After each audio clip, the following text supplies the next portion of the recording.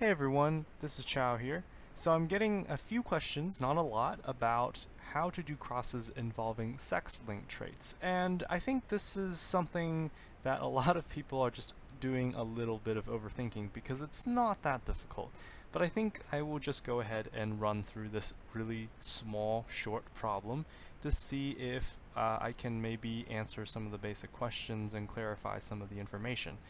So let's just use this particular example where we have a male that has X and a small b and then obviously a Y to indicate male, and he's mating with a female that has two large B's.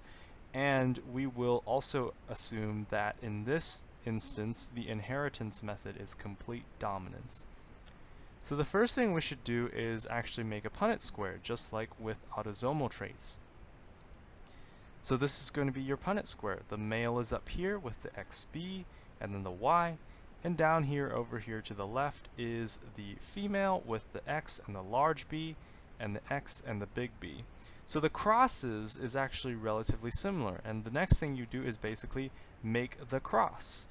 And it's exactly the same as you would do for an autosomal trait in a monohybrid cross situation.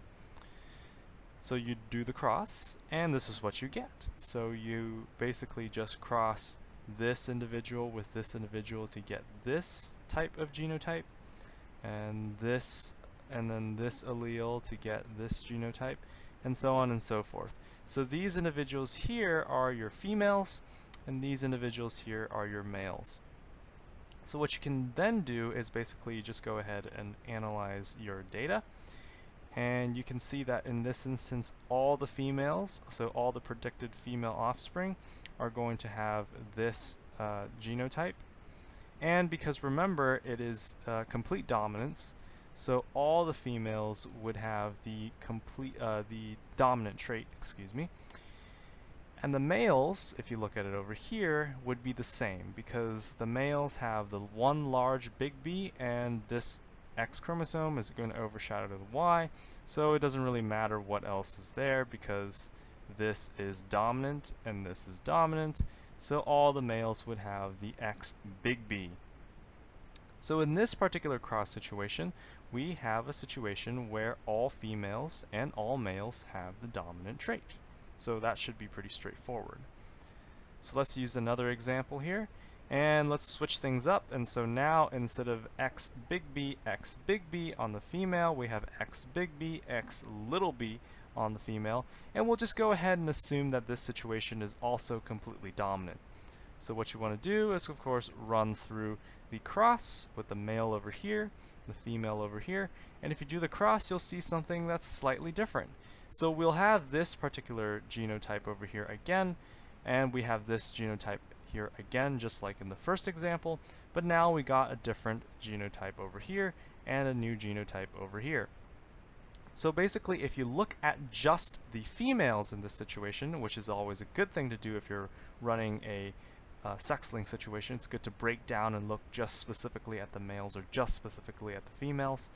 And you'll find out that half of the females, or roughly half of the females, would have the dominant trait, and those are these individuals. Again, complete dominance, so the big B here is masking the little b.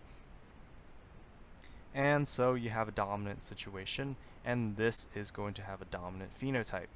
Whereas this individual here will have a recessive. So half of the females will have the dominant genotype, half of the females will have the recessive genotype.